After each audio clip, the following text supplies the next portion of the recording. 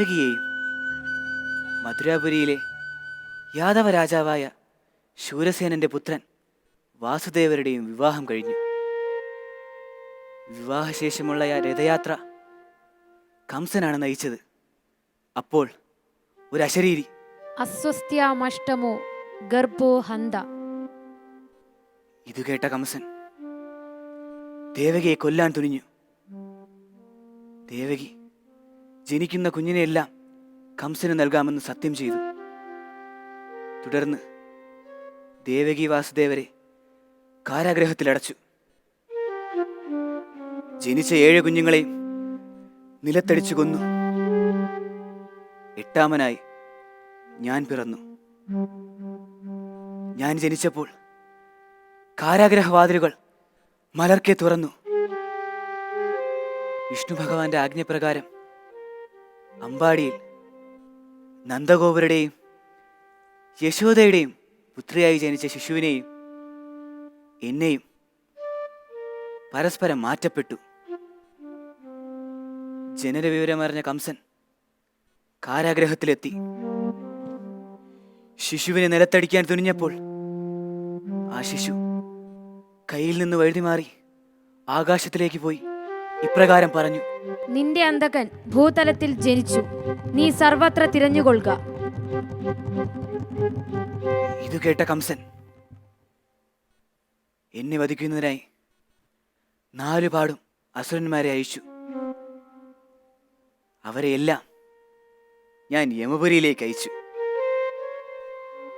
അതിൽപ്പെട്ടവരാണ് ശകടാസുരനും ഭൂതനെയും.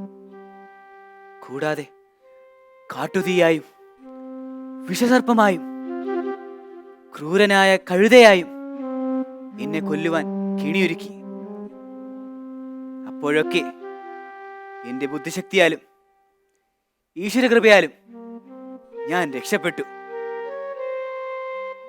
ഇന്ദ്രൻ പെയ്യിച്ച പെരുമഴയിൽ നിന്നും ഗോവർദ്ധനമലയെ കുടയായി ചൂടിച്ചുകൊണ്ട് അമ്പാടിയിലെ ജനങ്ങളെ രക്ഷിച്ചു. കഞ്ചുകന് മോക്ഷം നൽകി.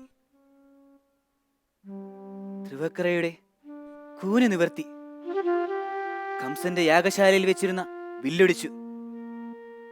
കുവലയ പീഠമെന്ന ഉഗ്രനായ മതയാനെ വധിച്ചു. ശേഷം കംസനെയും വധിച്ചു. വളരെ കാലം പാണ്ഡവരുമായി ഒരുമിച്ച് കഴിഞ്ഞിരുന്നു. ധർമ്മരക്ഷയ്ക്ക് വേണ്ടി അനേകം വർഷം യാഗം ചെയ്തു. വിദർഭരാജപുത്രിയായ രുക്മിണിയെയും സത്രാജിത്തിന്റെ പുത്രിയായ സത്യഭാമയും വിവാഹം കഴിച്ചു. ശേഷം ശകുനിയുടെ കള്ളച്ചൂതിന് ശേഷം പണയത്തിലായ ദ്രൗപദി, അവളെ ദുശ്യാസനൻ കൗരവസഭയിലേക്ക് കൊണ്ടുവന്നു. ദ്രൗപദിയെ വസ്ത്രാക്ഷേപം ചെയ്യാൻ തുനിഞ്ഞപ്പോൾ എന്റെ മായയാൾ അവളുടെ മാനം രക്ഷിച്ചു.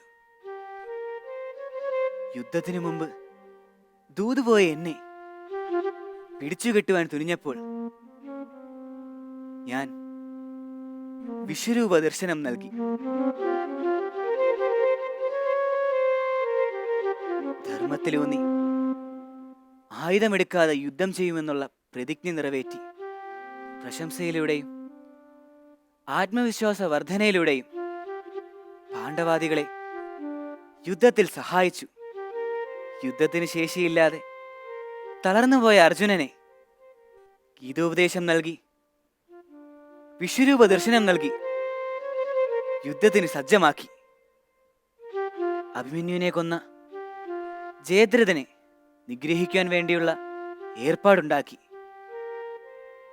അർജുനനെ ആത്മഹത്യയിൽ നിന്നും പിന്തിരിപ്പിച്ച് ദ്രോണരെയും ഭീഷ്മരെയും ദുര്യോധനെയും വധിക്കുവാൻ വേണ്ടിയുള്ള പദ്ധതികളിട്ടതും നാം തന്നെയാണ്. അങ്ങനെ ദുഷ്ടരെ നിഗ്രഹിച്ചും രാജ്യാഭിവൃദ്ധിക്ക് പരിശ്രമിച്ചും ഭക്തരെ അനുഗ്രഹിച്ചും അനീതിക്കും അക്രമത്തിനുമെതിരെ പടപൊരുതിയും കലാകാരനായും യോദ്ധാവായും തന്ത്രശാലിയായും മഹാഭാരതത്തിൽ കൗരവ പാണ്ഡവ പ്രശ്നങ്ങൾ ഇടപെട്ട് ഞാൻ നിലകൊണ്ടു. അവസാനം കുലം മുഴുവൻ ഇരകപ്പുല്ലുകൾ കൊണ്ട് അടിച്ചു നശിക്കുകയും ദ്വാരക വെള്ളത്തിനടിയിൽ താഴ്ന്നു പോകുകയും എന്റെ അന്തഃപുരത്തിലെ സ്ത്രീകളെ അർജുനൻ രക്ഷിക്കുന്നതിനിടെ അവരെ കാട്ടാളന്മാർ വന്ന് കൊണ്ടുപോകുകയും എന്നതറിഞ്ഞപ്പോൾ ഞാൻ അറിഞ്ഞു ഗാന്ധാരി ശാപം ഫലിക്കുന്നുവെന്ന്. ഏതു പ്രതിസന്ധികളെയും ധൈര്യത്തോടെ പുഞ്ചിരിയോടെ നേരിടുന്നതാണ് മാനവിക ഉന്നമനത്തിന് ഉചിതം.